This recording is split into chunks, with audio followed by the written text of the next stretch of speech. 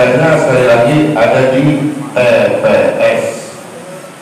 Pemilu adanya di TPS. Mari kita bertanya kepada diri kita masing-masing, sudah berapa TPS yang bisa kemudian kita coba untuk berikan perhatian lebih pada hari ini.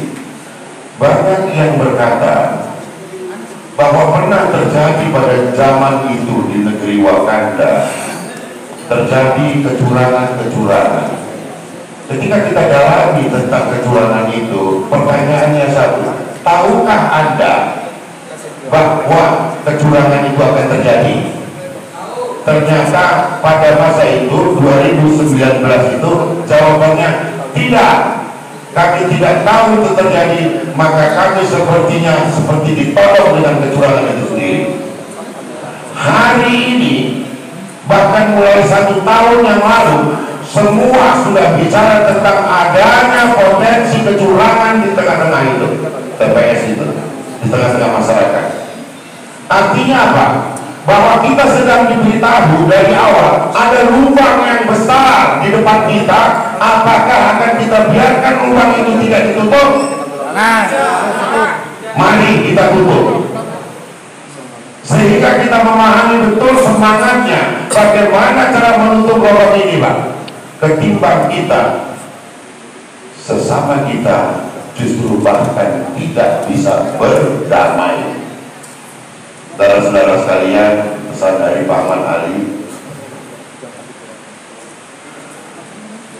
berita tentang kegiatan kita ini telah disampaikan oleh salah satu pihak langsung kepada beliau. Beliau mengatensi, cuman mungkin pada lain kesempatan beliau akan coba untuk hadir kembali. Tapi pesannya satu, kompak pun kita di dalam perjuangan ini tidak mudah, Pak.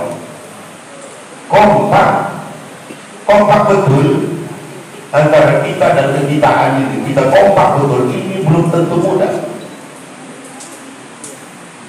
Saya tidak ada masalah dengan bapak-bapak sekalian ini dengan cerita yang berkembang itu, kemudian ada hal ini positif.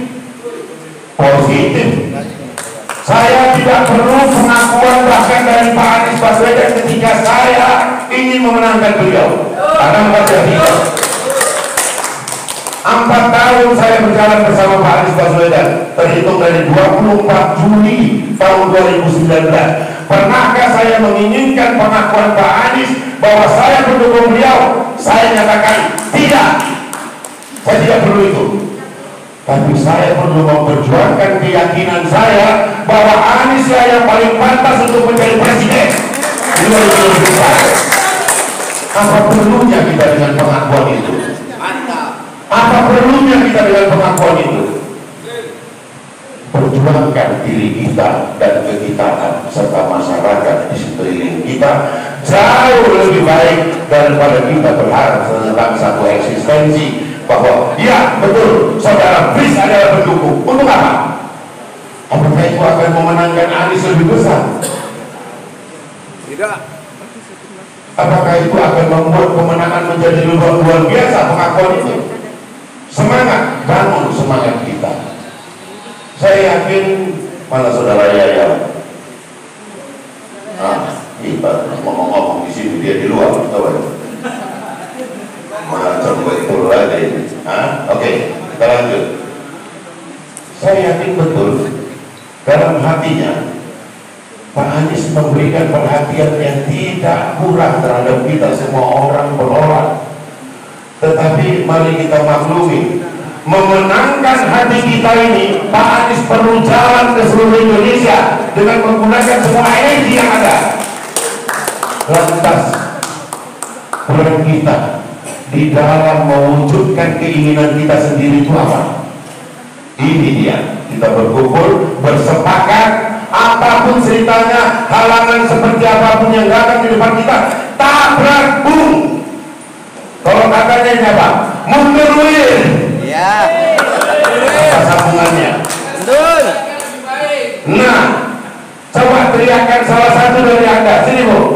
Kalau saya katakan mundur wir, Anda ngomong apa? Presiden Amin itu lebih baik. Mantap. Luar biasa. Siapa lagi Bu? Jawab tidak, kalau saya katakan mundur.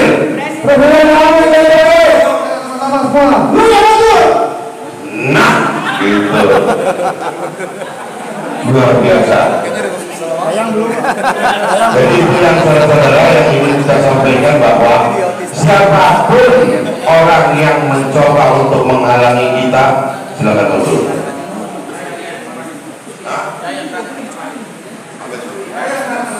Ya, begitu. Ya, yang adalah seorang aktivis, dia punya grup yang cukup besar, ya. Namun saya kira hari ini ke depan, mari kita tanamkan di antara kita dan kekitaan bahwa kompak pun kita masih sulit untuk memenangkan Pak Anies itu. Sulit bukan berarti tidak bisa. Untuk apa kita sekedar mendapat pengakuan dari Pak Anies, ya, sekedar dekat, foto, selfie dan segala macam, itu tidak membuktikan bahwa kita adalah pejuang yang tangguh. Pejuang yang tangguh sekurang-kurangnya adalah di wilayahnya menang maksimum 70% saja. Anies. Ya kan? Ada 4 komponen pemenangan Pak Anies. Pertama, partai pengusung. Kedua, simpul relawan. Ketiga, simpatisan.